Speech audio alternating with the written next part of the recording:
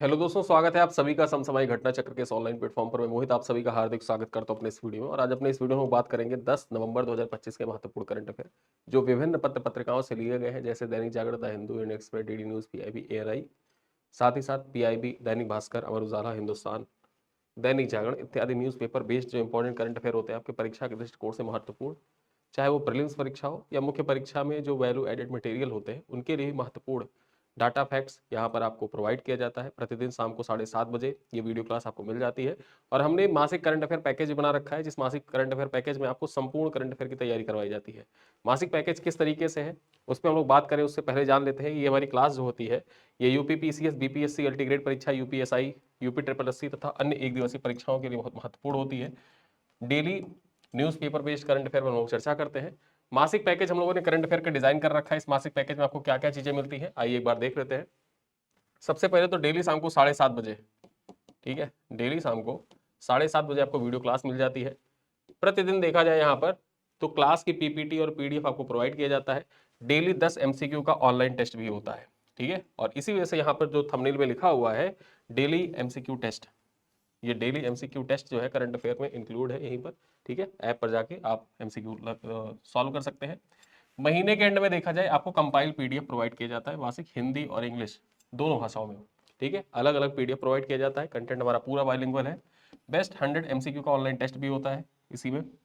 और UP special और Bihar special की जो मासिक करंट अफेयर की पीडीएफ होती है वो भी हमारे व्हाट्सएप ग्रुप में प्रोवाइड किया जाता है, ठीक है। इसको आप ज्वाइन कर सकते हैं। सिर्फ 25 रुपये में इस पैकेज को डिजाइन किया गया और ये 25 रुपये भी आपको पे करने की आवश्यकता नहीं होती है। आप इस वीडियो के पिन कमेंट को चेक करेंगे, वहां पर एक लिंक होगा, उस लिंक पर जब आप क्लिक करेंगे तो आप हमारे वेबसाइट पर पहुंच जाते हैं। और वेबसाइट पर कॉइन का ऑप्शन होता है, ठीक है, कॉइन का ऑप्शन होगा, उस पर क्लिक कर देना तो ये मूल्य जो 25 रुपये आपको दिख रहा है ये घट कर कितना हो जाएगा, ये 18 रुपये 75 पैसे हो जाएगा, ठीक है। और ये इस 18 रुपये 75 पैसे में आप इस मासिक पैकेज को ज्वाइन कर सकते हैं। पूरे करंट अफेयर की तैयारी आप कर सकते हैं और अपनी करंट अफेयर की तैयारी को बूस्ट भी कर सकते हैं, जो आपके आगामी एग्जाम में आपको बहुत ही हेल्पफुल करेगा। चलिए अब हम चर्चा करते हैं अपने महत्वपूर्ण करंट अफेयर, एक एक कर सब पे चर्चा करते हैं। पहली खबर क्या है, जापान और अमेरिका ने गहरे समुद्र में रेयर अर्थ खनन के लिए समझौते ज्ञापन पर हस्ताक्षर किया है, ठीक है। हाल ही में देखा जाए जापान और अमेरिका के बीच में जो गहरा समुद्र है, गहरे समुद्र से रेयर अर्थ निकालने के लिए समझौते ज्ञापन पर हस्ताक्षर किया गया है, ठीक है। देखा जाए तो एकाधिकार है चीन का, चीन का एकाधिकार है रेयर अर्थ मेटल पर। हालांकि बहुत से अन्य देश हैं जो रेयर अर्थ मेटल निकालते हैं, लेकिन सबसे ज्यादा रेयर अर्थ मेटल का भंडार अगर देखा जाए चीन के पास है। निर्भरता भी सबकी चीन पर है। चीन जब चाहता है, जब मर्जी आती है तो वो एक्सपोर्ट बंद कर देता है, तो जिससे अन्य देशों पर उसका नकारात्मक प्रभाव पड़ता है, इंडस्ट्रीज पर नकारात्मक प्रभाव पड़ता है। और इसी वजह से देखा जाए तो जो एकाधिकार है उसको समाप्त करने के लिए, मोनोपोली समाप्त करने के लिए देखा जाए तो ये इंपॉर्टेंट हो जाता है आपकी परीक्षा के दृष्टिकोण से भी और विश्व के दृष्टिकोण से भी। तो जापान और अमेरिका ने गहरे समुद्र में रेयर अर्थ खनन के लिए समझौता किया है। चर्चा करते हैं पॉइंट्स पर। देखा जाए यहाँ पर तो जापान और अमेरिका ने मिनामिटो रिशिमा प्रांत जो है जापान का, यहाँ प्रशांत महासागर में गहरे समुद्र में रेयर अर्थ तत्वों के खनन के लिए रणनीतिक गठबंधन किया है। लगभग 6000 मीटर की गहराई वाले इस क्षेत्र में ईवी, स्वच्छ ऊर्जा और रक्षा तकनीकों के लिए आवश्यक कीमती तत्व पाए जाते हैं। जनवरी 2026 में पायलट खनन शुरू होगा, मतलब पायलट प्रोजेक्ट के तौर पर खनन स्टार्ट होगा। और 2027 तक प्रतिदिन 350 टन जो सेंडिमेंट है इनको निकालने का लक्ष्य भी रखा गया है। यह पहल चीन पर निर्भरता कम करने और आपूर्ति श्रृंखला विविधीकरण को बढ़ावा देने के लिए महत्वपूर्ण हो जाती है, ठीक है। और इसी वजह से इंपॉर्टेंट हो जाता है कि हाल ही में अमेरिका के द्वारा किस देश के साथ गहरे समुद्र में रेयर अर्थ मेटल जो होते हैं उनके खनन के लिए समझौते ज्ञापन पर हस्ताक्षर किया गया है, तो वो कौन सा देश है, जापान। यहां पर 4 ऑप्शन आपको दे देगा, फिलीपींस, ठीक है, फिलीपींस, दक्षिण कोरिया, भारत।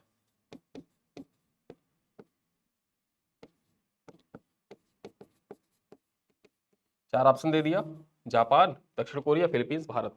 और पूछेगा कि गहरे समुद्र में रेयर अर्थ खनन के लिए अमेरिका ने किस देश के साथ समझौते ज्ञापन पर हस्ताक्षर किया है, तो वो देश है जापान। चलिए आगे हम चर्चा करते हैं अगले पॉइंट पर। नेक्स्ट पॉइंट क्या है हमारा, राहुल वीएस बने भारत के 91वें ग्रैंड मास्टर, ठीक है। 91 ग्रैंड मास्टर कौन बन गए हैं, इनका नाम है राहुल वीएस। याद रखिएगा, इंपॉर्टेंट हो जाता है आपके परीक्षा के दृष्टिकोण से। ऐसे सवाल आपके पीवाईक्यू में पूछे भी गए हैं, ठीक है, आपके पीवाईक्यू में ये सवाल पूछे भी जा चुके हैं। क्रम पूछ लेता है, अब यहाँ पर क्रम तो इंपॉर्टेंट है ही, साथ साथ यूपी पीसीएस का जो नया ट्रेंड है, अब यूपीपीसीएस नया ट्रेंड कैसे पूछ रहा है, एक तरफ लिस्ट दे देगा, नाम दे देगा, ठीक है, और दूसरी तरफ ग्रैंड मास्टर का क्रम दे देगा, इधर लिख देगा 91, 90, फिर 89 ऐसे लिख दिया, और एक तरफ नाम दे देगा, सुमेलित करने के लिए पूछ सकता है आपसे, ठीक है। तो याद रखना जो वीएस है, राहुल वीएस, ये 91वें शतरंज ग्रैंड मास्टर है। 21 वर्षीय राहुल वीएस फिलीपींस में आयोजित 6th एशियन इंडिविजुअल चैंपियनशिप 2025 जीतकर भारत के 91वें शतरंज ग्रैंड मास्टर का खिताब इन्होंने प्राप्त कर लिया है। उन्होंने 2021 में अंतरराष्ट्रीय मास्टर्स की उपाधि प्राप्त कर ली थी, ठीक है, और इस जीत से उनका अंतिम ग्रैंड मास्टर जो यहाँ पर इन्होंने 6th एशियन इंडिविजुअल चैंपियनशिप 2025 था, इसका आयोजन कहाँ पर किया गया था, फिलीपींस में किया गया था, और इसी में जो जीत हासिल की, इसी जीत के साथ ग्रैंड मास्टर मानदंड इन्होंने पूरा कर लिया, और यह उपलब्धि भारत के वैश्विक शतरंज मानचित्र पर तेजी से उभरने का संकेत भी है। अभी हाल ही में आपने 90वें ग्रैंड मास्टर के बारे में सुना था, आज 91वें ग्रैंड मास्टर के बारे में मैंने आपको पढ़ा दिया है। चलिए आगे चलते हैं।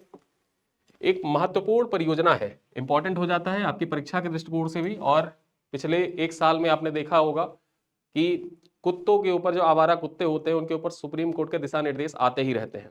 साथ ही साथ जो म्युनिसिपल कॉरपोरेशन है उनके द्वारा भी अन्य कदम उठाए जाते हैं। तो यहाँ पर देखा जाए, जो आवारा कुत्ते होते हैं उनसे संबंधित आपके मुख्य परीक्षा में सवाल पूछे जा सकते हैं, क्योंकि पिछले एक साल में चर्चा में रहा है। तो उस दृष्टिकोण से जो केस स्टडी होता है, केस स्टडी में आप इसको मेंशन कर सकते हैं। यहाँ पर देखा जाए, गुवाहाटी में सहजीवन परियोजना स्टार्ट की गई है। ये सहजीवन परियोजना महत्वपूर्ण हो जाती है। किस राज्य सरकार के द्वारा आवारा कुत्तों के लिए सहजीवन परियोजना स्टार्ट की गई है, तो असम राज्य सरकार के द्वारा। और अगर पूछे किस नगर निगम के द्वारा, तो गुवाहाटी नगर निगम जो है, ठीक है, गुवाहाटी म्युनिसिपल कॉर्पोरेशन है, उसके द्वारा स्टार्ट की गई है ये परियोजना। महत्वपूर्ण हो जाता है आपके परीक्षा के लिए। चर्चा करते हैं। गुवाहाटी नगर निगम ने सुप्रीम कोर्ट के निर्देशों के अनुसार संवेदनशील क्षेत्रों से आवारा कुत्तों को हटाने के लिए सहजीवन परियोजना शुरू की है। ठीक, इंपॉर्टेंट हो जाता है। आवारा कुत्तों को हटाने के लिए सहजीवन परियोजना शुरू की है, किसने, गुवाहाटी नगर निगम में। चलिए आगे हम चर्चा करें। इसमें कुत्तों का टीकाकरण, नसबंदी और आश्रयों में पुनर्स्थापना शामिल है। इस परियोजना के सामने प्रशिक्षण कर्मियों की कमी, सीमित आश्रय और बढ़ती कुत्ते आबादी जैसी चुनौतियां यहां पर देखने को मिलेंगी। ठीक है, अभी क्या है कि ये जो सहजीवन परियोजना है, इसके तहत मुख्यतः किया क्या जाएगा, कुत्तों का टीकाकरण कर दिया जाएगा। ठीक है, कुत्तों का टीकाकरण किया जाएगा, रेबीज का टीका लगाया जाएगा, ताकि किसी को अगर काटते भी हैं तो उसको रेबीज ना हो। साथ ही साथ उसकी नसबंदी कर दी जाएगी। और इससे क्या होगा, नसबंदी करने से कि कुत्तों की जो जनसंख्या है उस पर लगाम लगेगी। साथ ही साथ आश्रयों में पुनर्स्थापना शामिल है। ठीक है, जो जैसे आवारा कुत्ते हैं, रेजिडेंशियल एरिया से पकड़े जाएंगे तो निर्धारित स्थान पर ले जाकर उनका पुनर्वास किया जाएगा, उनको रखा जाएगा, वहीं पर उनको खाने पीने की व्यवस्था कर दी जाएगी। लेकिन यहाँ पर एक चुनौती ये रहेगी कि इस परियोजना के सामने प्रशिक्षण कर्मियों की कमी है। जो प्रशिक्षित कर्मी है उनकी कमी, सीमित आश्रय, ठीक है, और बढ़ती कुत्तों की आबादी जैसी चुनौतियां देखने को मिलेंगी। लेकिन इंपॉर्टेंट आपके लिए परियोजना हो जाता है, क्योंकि ये एक मिसाल भी साबित हो सकता है। केस स्टडी में इसको आप मेंशन कर सकते हैं, एग्जाम्पल में भी आप इसको मेंशन कर सकते हैं। ठीक है, चलिए आगे चलते हैं। कर्नाटक बना पहला राज्य जहां सार्वभौमिक मासिक धर्म अवकाश नीति लागू किया गया है। ठीक है, ये भारत का पहला राज्य बन गया है जहां पर जो सार्वभौमिक मासिक धर्म अवकाश है, इसकी नीति को लागू किया गया है। चर्चा कर लेते हैं।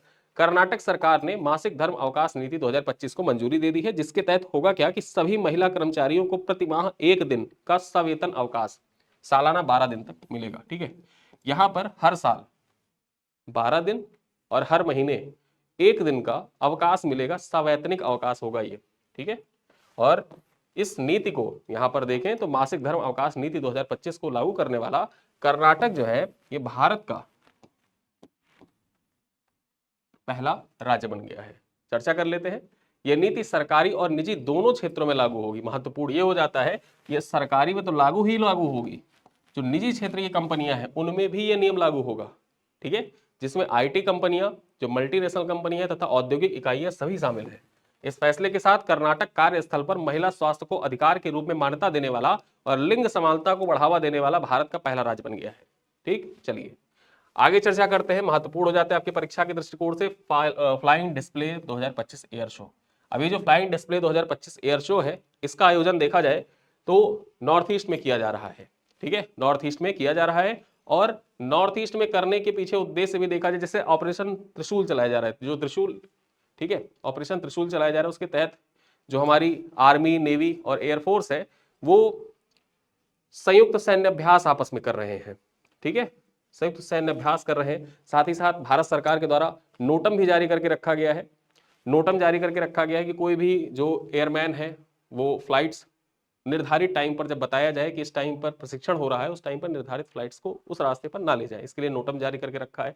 और यहाँ पर ये जो फ्लाइंग डिस्प्ले 2025 एयर शो है, ये भी देखा जाए तो भारत की जो वायुसेना है उसकी सैन्य शक्ति को प्रदर्शित करता है। चर्चा करते हैं यहाँ पर, भारतीय वायुसेना ने अपने 93वीं वर्षगांठ पर 9 नवंबर 2025 को गुवाहाटी के लचित घाट पर ब्रह्मपुत्र नदी के ऊपर फ्लाइंग डिस्प्ले 2025 नामक एक भव्य एयर शो का आयोजन किया। ठीक है, तो ये याद रखना है आपको कि इस बार यानी कि 2025 में कौन सी वर्षगांठ मनाई गई वायुसेना की, 93वीं वर्षगांठ यानी 93वीं वर्षगांठ मनाई गई। कब मनाई गई? 9 नवंबर 2025 को। और यहीं पर देखा जाए इस बार जो एयर शो का आयोजन किया गया वो कहां पर किया गया? गुवाहाटी के लचित घाट पर इसका आयोजन किया गया है। ठीक है, लचित घाट है ये कहां पर अवस्थित है? गुवाहाटी में अवस्थित है, ब्रह्मपुत्र नदी पर। नाम क्या था? Flying display 2025। यहां पर चर्चा कर ले, इस कार्यक्रम में तेजस, राफेल, अन्य विमानों के साथ सूर्य किरण एरोबैटिक टीम और सारंग हेलीकॉप्टर ने भी अपनी उड़ान तथा करतबों का प्रदर्शन किया। यहां पर चर्चा करते हैं इस वर्ष के समारोह का थीम क्या था? थीम इंपॉर्टेंट हो जाता है, अचूक, अभेद्य और सटीक। अचूक, अभेद्य, सटीक। ठीक है, ये इसका थीम था जो इस बार आयोजन किया गया था, फ्लाइंग डिस्प्ले 2025 एयर शो, जो भारतीय वायुसेना की परिचालन क्षमता और सटीकता पर केंद्रित है। ठीक है, चलिए आगे चर्चा करते हैं। इस एयर शो को चीन को एक सख्त संदेश देने के प्रयास के रूप में भी देखा जा रहा है, या चीन के साथ साथ बांग्लादेश भी। ठीक है, चीन और बांग्लादेश को एक सख्त संदेश देने के लिए देखा जा रहा है कि आप कुछ भी ऐसी एक्टिविटी करेंगे जो भारत के हित में नहीं होगी तो भारत तैयार है, ऐसा दर्शाने के लिए किया जा रहा है। ठीक है, चलिए आगे चर्चा करते हैं। एक यहां पर देखा जाए, ये पॉइंट आपकी परीक्षा के दृष्टिकोण से इंपॉर्टेंट हो जाती है। इसको आप कहां कहां, जैसे अब कचरा प्रबंधन है, ठीक है, कचरा प्रबंधन अगर आपसे पूछ लिया, ये GS3 में आ जाएगा। ठीक, साथ ही साथ जो ई गवर्नेंस है, ई गवर्नेंस का टॉपिक GS पेपर 2 में आ जाता है। उस दृष्टिकोण से भी ये पॉइंट आपकी परीक्षा के लिए इंपॉर्टेंट हो जाता है। यहां पर देखा जाए, विभिन्न मंत्रालयों और विभागों के कबाड़े को बेचकर 800 करोड़ रुपए से अधिक की कमाई की गई भारत सरकार के द्वारा। ठीक, महत्वपूर्ण हो जाता है। यहां पर कचरा प्रबंधन के दृष्टिकोण से भी इंपॉर्टेंट हो जाता है और ई गवर्नेंस के दृष्टिकोण से महत्वपूर्ण हो जाता है। ई गवर्नेंस के दृष्टिकोण से महत्वपूर्ण इसलिए हो जाता है कि देखा जाए, जब सारी चीजें या सारा डॉक्यूमेंट, जैसे आपके पास ढेर सारी किताबें, ढेर सारा डॉक्यूमेंट आपने रखा हुआ है, ठीक है, और पूरा कमरा उससे भरा हुआ है। अब आपने क्या किया कि सारे पेजेस जो आपके थे उसको आपने स्कैन कर लिया, और स्कैन करने के बाद अपने टैब में या अपने फोन में या अपने लैपटॉप में या पेन ड्राइव में आपने सारे डाटा सेव करके रख लिए। ठीक है, अब वो सारा डाटा जो आपका पूरा कमरा भरा हुआ था, वो सारा डाटा एक छोटी सी चिप में आ गया, आपके पास सेव है। और आपने किया क्या कि जितना किताबें या पुरानी किताबें रखी हुई थी जो आपको लग रहा था कि हाँ इसको कोई काम नहीं, भविष्य में कभी काम पड़ा तो देखा जा सकता है, तो उसके लिए टैब में आपने सेव करके रखा है, तो उन किताबों को आपने हटा दिया। अब उससे हुआ क्या कि उससे जगह की जगह भी बची और साथ ही साथ जो स्मार्ट तरीके हैं उनको भी अपनाया गया। तो सेम वैसे ही जब सारी चीजें गवर्नमेंट के विभागों के द्वारा, मंत्रालयों के द्वारा जो कागजी कार्रवाई थी, उन कागजी कार्रवाइयों को जब ऑनलाइन किया गया, तो उस ऑनलाइन में देखा जाए जो ई गवर्नेंस है उसको बढ़ावा देने का प्रयास किया गया। और उस दृष्टिकोण से भी ये पॉइंट इंपॉर्टेंट हो जाते हैं, उससे भी आप रिलेट कर सकते हैं। ठीक है, यहां पर देखा जाए आज के न्यूज़पेपर में दैनिक जागरण की एक खबर है, यहां पर चर्चा कर लेते हैं। केंद्र सरकार ने अक्टूबर 2025 में स्वच्छ भारत अभियान के तहत कबाड़ बेचकर 800 करोड़ रुपए से अधिक की कमाई की है। जो चंद्रयान 3 मिशन के बजट लगभग कितना था? चंद्रयान 3 का मिशन 615 करोड़ रुपए था, उससे भी अधिक की कमाई सिर्फ एक महीने में कबाड़ा बेचकर कर लिया भारत सरकार के द्वारा। और ये कबाड़ा कोई ऐसा वैसा कबाड़ा नहीं कि सड़क पे पड़ा हुआ कबाड़ा है, ये कबाड़ उन जो कागज और अन्य ऑफिशियल जो मंत्रालय और विभागों के थे उनको हटाया गया है। ठीक है, और उन्हें हटाकर 800 करोड़ रुपए से अधिक की कमाई की गई है भारत सरकार के द्वारा।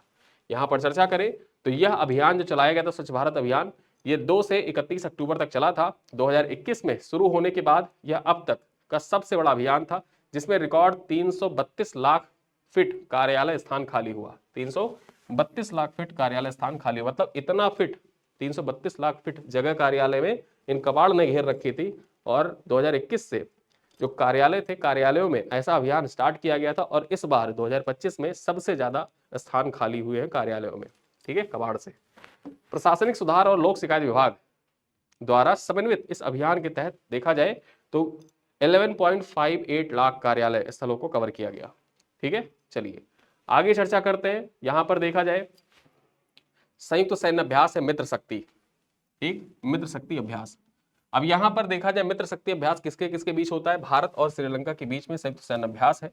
चर्चा करें तो 10 नवंबर से यह संयुक्त सैन्य अभ्यास कर्नाटक के बेलगावी स्थित फॉरेन ट्रेनिंग नोड में प्रारंभ होगा, यानी कि आज से यह फॉरेन ट्रेनिंग नोड में प्रारंभ हो रहा है। यहां देखें तो यह दोनों देशों की सेना 23 नवंबर 2025 तक सैन्य अभ्यास करेंगी, जहां भारत श्रीलंका संयुक्त सैन्य अभ्यास मित्र शक्ति का 11वां संस्करण आयोजित किया जाएगा, ठीक है। इस बार जो आयोजन हो रहा है मित्र शक्ति का वो कौन सा संस्करण है, मित्र शक्ति का वो 11वां संस्करण है, ये पॉइंट आपको याद रखना है।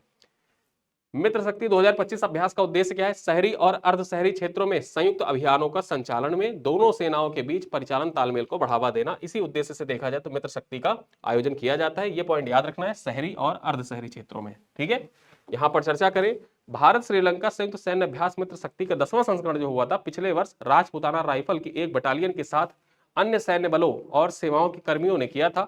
श्रीलंका के आर्मी ट्रेनिंग स्कूल मदुरु ओया में इसका आयोजन किया गया था।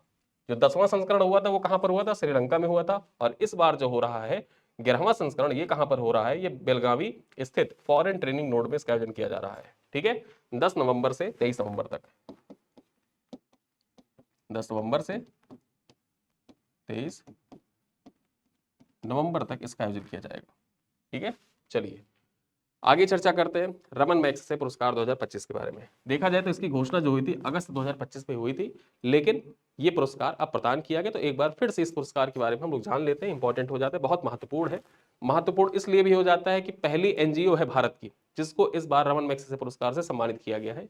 चर्चा करते हैं भारतीय एनजीओ एजुकेट गर्ल्स, ठीक है, एजुकेट गर्ल्स ग्लोबली, देखा जाए foundation to educate girls globally इसका पूरा नाम है, ठीक है। और इसी को 2025 के लिए रमन मैग्सेसे पुरस्कार प्रदान किया गया है। ये पुरस्कार पाने वाली जो एजुकेट गर्ल्स भारत की पहली एनजीओ है।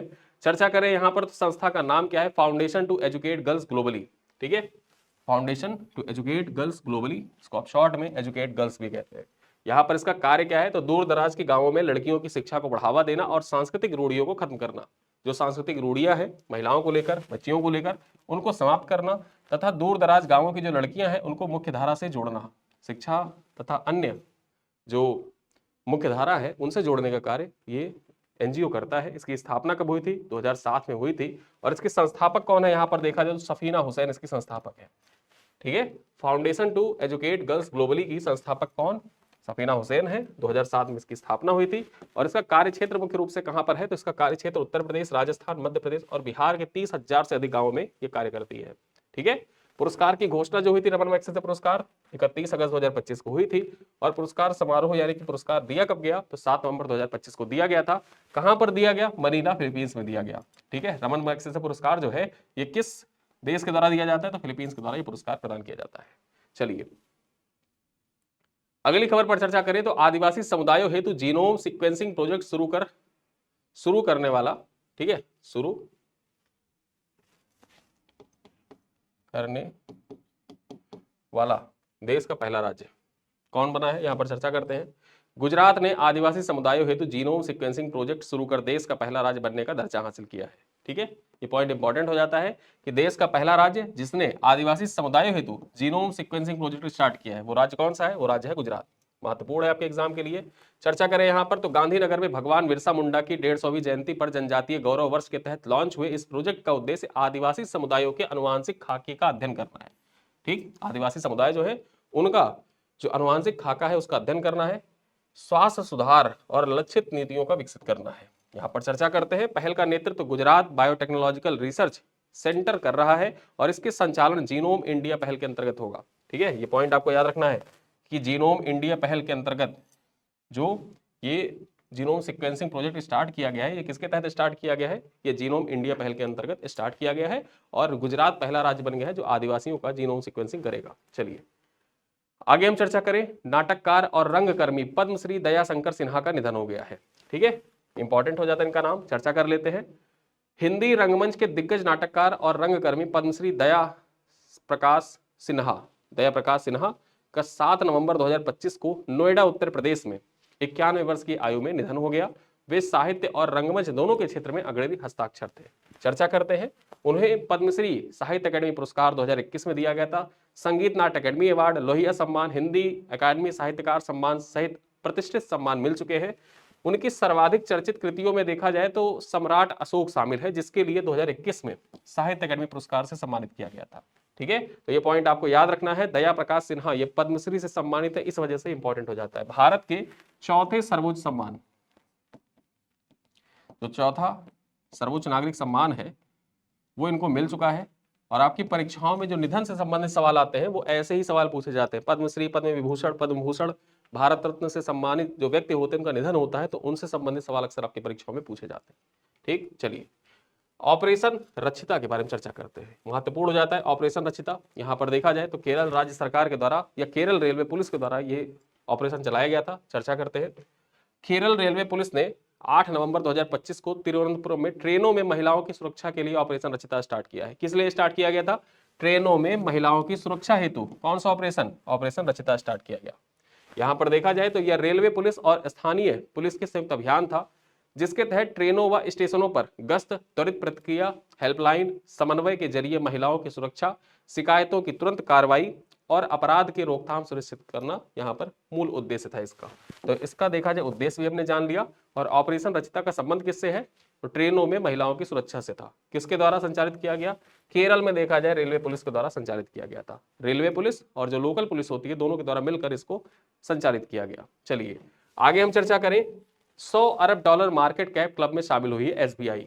ठीक है, एसबीआई जो है ये 100 अरब डॉलर का जो मार्केट कैप है उसमें शामिल हो गई है। भारत की छठी कंपनी में बनी है। चर्चा करते हैं। 6 नवंबर 2025 को मुंबई जो बॉम्बे स्टॉक एक्सचेंज में है शेयर कीमतें देखा जाए 971.15 के रिकॉर्ड स्तर पर पहुंचने के साथ ही जो एसबीआई है ये बाजार पूंजीकरण 100 अरब पार कर हो गए। मतलब इसकी जो बाजार पूंजीकरण है इसका बाजार पूंजीकरण 100 अरब डॉलर पार हो गया है। चर्चा करते हैं। इसके साथ ही एसबीआई भारत की 100 अरब डॉलर क्लब में छठी कंपनी बन गई है। मौजूदा क्रम देखा जाए तो पहले नंबर पर कौन है? सबसे ज्यादा मतलब पहला स्थान किसका है? सबसे ज्यादा मार्केट कैप किसका है? 228.78 बिलियन डॉलर के साथ रिलायंस नंबर 1 पर है। एचडीएफसी दूसरे नंबर पर है। भारतीय एयरटेल तीसरे पर है। चौथे पर आईसीआईसी बैंक है। और यहाँ पर देखा जाए चौथे पर टीसीएस है। 5वें पर आईसीआईसी बैंक है। और एसबीआई जो है ये छठे नंबर पर है। ठीक है, तो ये पॉइंट आप याद रखिएगा कि 100 अरब क्लब की छठी कंपनी कौन बनी है? एसबीआई बनी है। ठीक, चलिए आगे चर्चा करें। आज के अंतिम पॉइंट पर चर्चा करते हैं। चीन का पहला स्वदेशी विमान वाहक पोत, नाम क्या है इसका? फूजियान। ठीक है, एग्जाम में पूछ सकता है कि चीन के पहले स्वदेशी विमान वाहक पोत का नाम क्या है? फूजियान है। यहां पर चर्चा कर लेते हैं।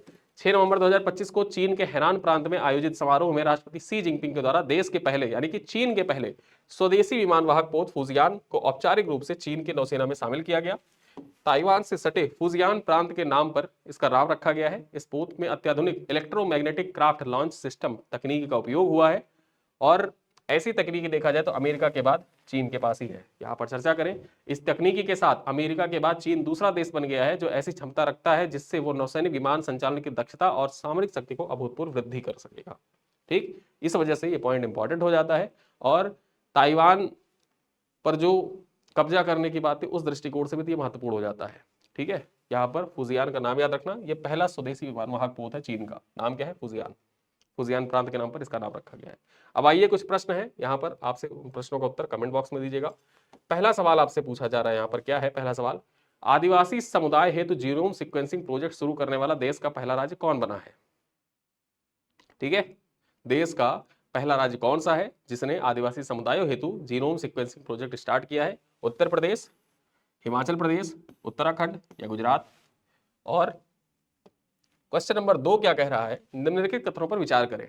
पहला कथन है foundation to educate girls globally वर्ष 2024 का रमन मैग्सेसे पुरस्कार प्रदान किया गया इसे। दूसरा कथन कह रहा है कि यह पुरस्कार पाने वाला foundation to educate girls globally पहला भारतीय एनजीओ है। ठीक है, यहां पर देखा जाए पहला भारतीय एनजीओ है। ठीक, अब उपयुक्त कथनों में से कौन सा कथन असत्य है? कौन सा कथन असत्य है? केवल एक असत्य है, केवल दो असत्य है, एक दो दोनों असत्य है, एक दो दोनों सत्य है, या दोनों असत्य है। अब आप कमेंट बॉक्स में बताएं कि यहां पर सही उत्तर क्या होगा। तो ये दो सवाल है, इन दोनों सवालों का उत्तर आप कमेंट बॉक्स में दीजिएगा। साथ ही साथ जो आपसे ऐप पर एमसीक्यू पूछे जाते हैं, उन एमसीक्यू का जवाब कमेंट बॉक्स, मतलब उन एमसीक्यू का जो सही उत्तर है उसको आप देखिएगा। साथ ही साथ विद डिटेल एक्सप्लेनेशन सारे एमसीक्यू होते हैं, और आपकी परीक्षा में जैसे सवाल पूछे जाते हैं सेम उसी प्रकार से उन एमसीक्यू को डिजाइन भी किया जाता है। ठीक है, तो आप उन एमसीक्यू को अटेम्प्ट करें, इस करंट अफेयर की क्लास का एंजॉय, मतलब देखें, इसको एंजॉय करें। साथ ही साथ पसंद आए तो अपने दोस्तों के साथ साझा करिएगा, वीडियो पसंद आए तो लाइक करिएगा। मिलते हैं अगली क्लास में, तब तक के लिए बहुत बहुत धन्यवाद।